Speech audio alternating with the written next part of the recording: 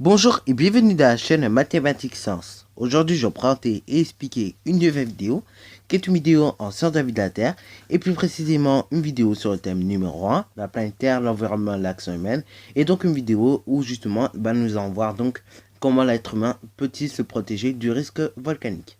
Alors donc là, il faut savoir justement qu'est-ce que c'est qu'un risque déjà avant même de pouvoir parler des risques volcaniques, sismiques, météorologiques et climatiques. Ok.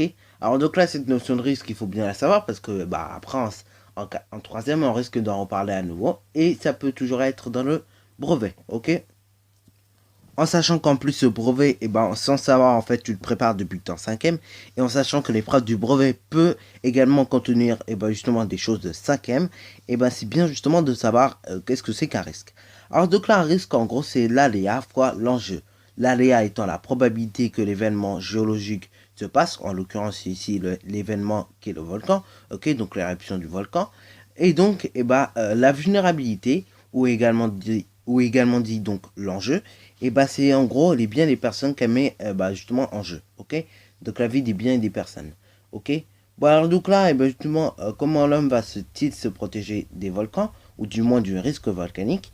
Déjà il va prendre connaissance et il va surveiller le volcan, ok. Et pour ceci, pour ce faire, donc il va utiliser un thermomètre pour donc notamment mesurer la température de la lave qui va sortir du volcan, ok. Également il va utiliser un sismomètre. Pourquoi? Parce que je ne sais pas si vous le savez, mais à côté, toujours au moment où il y a un volcan, ok, donc notamment lorsqu'il y a une éruption volcanique, il y a toujours en fait un séisme, ok. Alors là c'est dû aux plaques tectoniques, ok, donc on en reparlera encore dans les prochaines vidéos. Mais en gros, justement, les roches du magma, justement, qu'est-ce qu'elles vont faire?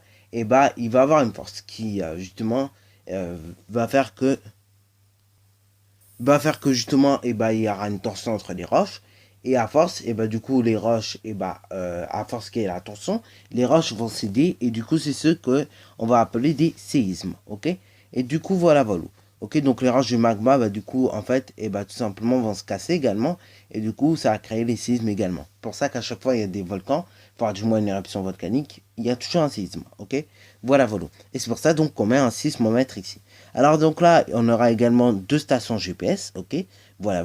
Et donc deux sismomètres, je ne sais pas si tu as remarqué. Également, donc on aura l'observatoire du volcan, ça va être notamment pour observer la lave et tous ces trucs-là. Et donc nous aurons le distance mètre, ok. Le distance mètre qui lui par contre va s'occuper de voir la distance en gros où la lave pourra aller, ok. Bon, donc là, c'est ce qu'on fait, ok. Donc on prend connaissance et donc on surveille le volcan, mais également, donc c'est marqué en bleu, on prend connaissance et on surveille la faille. C'est pour ça que tu as deux sismomètres et que tu as deux stations GPS, ok. Voilà. Et donc ils sont mis de manière opposée, si tu veux regarder bien un petit peu de truc. Les deux sismomètres, ils sont pas exactement mis au même endroit, ils sont mis de manière opposée. Et les deux stations GPS sont mis de manière opposée également, ok.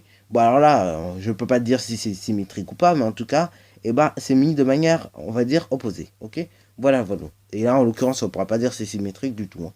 Ok, enfin peut-être par rapport à une droite, mais pas par rapport en tout cas, par rapport justement à un point, ok. Bon alors donc là, justement, également, donc, on va pas faire que ça, on va pas faire qu'observer et prendre connaissance du risque naturel, ok. Mais on va également, donc justement, utiliser des mesures, ok. Des mesures justement pour protéger les populations. Donc en gros, en gras, on aura toujours le niveau d'alerte tout en haut. Et après, donc, on aura l'activité globale observée, les délais possibles avant l'éruption et les mesures de protection. Lorsque l'alerte est verte, par exemple, ça veut dire qu'il n'y a pas d'alerte, justement. Le niveau, justement, ça va. C'est-à-dire qu'il n'y a aucune activité. Et donc, délai possible avant l'éruption, ça se compte en siècles et en années. Et donc, les mesures de protection, pour l'instant, on n'en met aucune. Quand c'est en vigilance jaune, du coup, qu'est-ce qui va se passer? Là, il va y avoir quelques variations en termes de paramètres. Et là, par contre, oui, pour l'éruption, en l'occurrence, ça a changé au niveau des dates. Ça a compté soit en année ou soit en mois. Ce qui veut dire dans quelques mois ou dans quelques années, il peut y avoir une éruption. Ok. Mais en revanche, par contre, au niveau des mesures de protection, il n'y a rien. Ok. On fait rien pour l'instant. Bon, alors là, quand la vigilance est orange, ça veut dire que c'est une pré-alerte. Donc, c'est-à-dire qu'il y a une variation de nombreux paramètres. Ok. Et sismité, ok, fréquemment ressentie. Et donc là, en l'occurrence, les délais possibles avant l'éruption vont plus se compter en années, mais vont se compter en mois ou en semaines, ok. Et dans ce cas-là, on va mettre en place des postes de secours donc justement accès à l'enclos interdit. Et donc on va fermer éventuellement donc des routes qui sont à proximité du volcan. Parce que ça peut être très risqué. Et en revanche, quand il y a vigilance rouge, ce qui veut dire que bah, c'est l'alerte en gros, et bah tout simplement il y a une sismicité volcanique intense, il y a des déformations majeures et des explosions. Et donc là, les délais possibles avant l'éruption, c'est imminente ou en cours, ok. Bon, quand je dis en cours, c'est pas un jour, hein. C'est-à-dire que ça peut se passer dans la minute, ou ça peut se passer dans la seconde qui suit, ou dans le meilleur des cas, ça peut se passer dans l'heure qui suit, ok. Et donc là, en termes de mesures de protection, qu'est-ce qu'on va faire? Et bien tout simplement, déjà, on va informer la population par les radios. Alors donc là, c'est la solution que tu as le plus entendue, j'espère, en sixième et en cinquième. Bon, je sais qu'en cinquième, on fait pas trop les volcans, c'est plutôt au programme de quatrième. Mais bon, voilà, j'espère que tu as entendu quand même cette solution. Que justement, quand on a la vigilance rouge, et ben justement, on alerte toujours par radio, ok. Et donc, on fait évacuer les communes concernées. Alors donc là, généralement, c'est le conseil qu'on donne le plus, ok, lorsqu'il y a un risque volcanique, ok. Donc, on donne toujours ce conseil-là, c'est-à-dire donc, on alerte les populations par radio, et donc on évacue les populations les plus rapidement possible. Il faut savoir que la lave, justement, qui sort du volcan, ok, elle sort à plus de 1100 degrés, voire 1200 degrés. Donc là, il ne faut pas jouer avec ça, ok. C'est sûrement pas le moment de jouer avec ça. Alors donc là, voilà, en gros, qu'est-ce qu'il faut faire? Alors donc là, nous avons vu que justement, l'homme va mettre plusieurs dispositifs, ok. Mais également, donc, ce dispositif-là, donc, notamment la prévision de la catastrophe naturelle, pardon, c'est les scientifiques qui vont mettre ça en place, ok. Mais en revanche, par contre, on va prévenir quand même les populations et on va éduquer les populations et donc les personnes qui sauront avoir un comportement responsable, ok. On va pas éduquer un gugus clan, ok. On va pas éduquer n'importe qui. On va éduquer vraiment une personne qui saura vraiment appliquer ces gestes-là et qui saura avoir un comportement responsable, ok.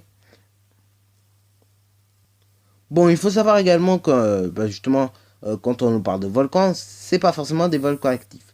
Tu peux avoir des volcans actifs, mais avoir des volcans non actifs. Alors, donc là, justement, des volcans actifs en France, il n'y en a pas. Donc, les volcans en France, ils sont tous éteints. Et donc voilà, un exemple de volcan éteint en l'occurrence en France, c'est le Puy du Dôme, ok. Alors là, t'en as tout plein d'autres, hein. Donc le Puy du Dôme, lui, se situe dans le massif central, donc en gros au centre de la France, ok. Voilà. Bon, alors donc là, justement, le Puy du Dôme, ok, qui se situe dans le massif central, lui par contre c'est un volcan éteint, ok.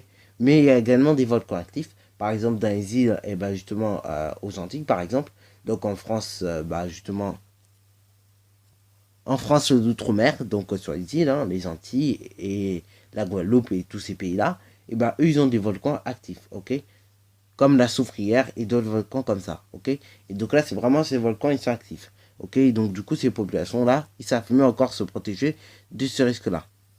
Donc, avant que la vidéo se finisse, j'aimerais quand même revenir rapidement sur nos volcans, ok.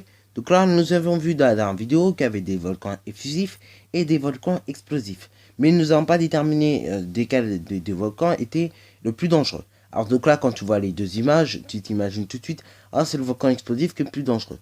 Oui, effectivement, celui qui me dit ça, il a raison. Bon, alors là, il faudrait quand même argumenter pourquoi. Et donc justement, je vais essayer de vous dire pourquoi justement ce volcan donc le volcan explosif est le plus dangereux. Justement ce volcan, donc le volcan explosif est plus dangereux parce que justement, lors de son éruption, le dégazage, vous savez, du magma, parce qu'après il va se transformer en lave quand ça va sortir donc en surface, et justement le dégazage du magma est très compliqué, ok.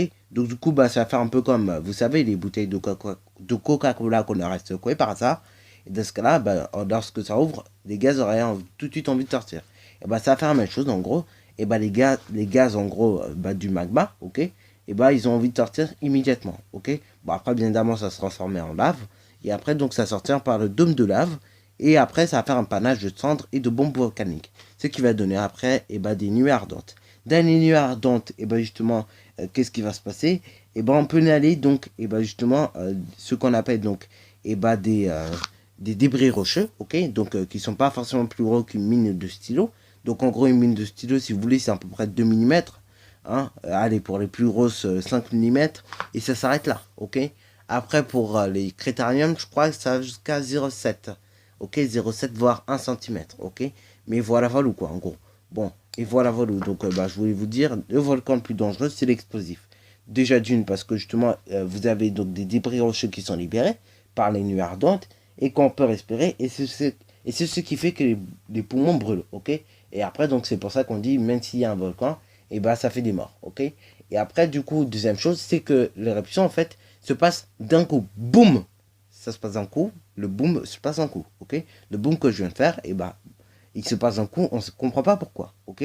Et donc, du coup, le dôme de lave va exploser, de manière, on va dire, rapide, ok. Et il ne va pas exploser tranquillement comme pour le volcan effusif, ok. Bon, voilà, voilà. Sur ce, donc, c'est déjà la fin de cette vidéo. Alors, si tu as bien aimé, n'hésite surtout pas à liker, à commenter et bonne réussite à toi en mathématiques et en sciences. Et donc, il faut savoir également que les prévisions, mine de rien, par les scientifiques, que ce soit en sismologie ou pour les volcans, ne sont pas toujours exactes. Et donc, elles ne sont pas toujours réelles. Sur ce, donc, c'est la fin de cette vidéo.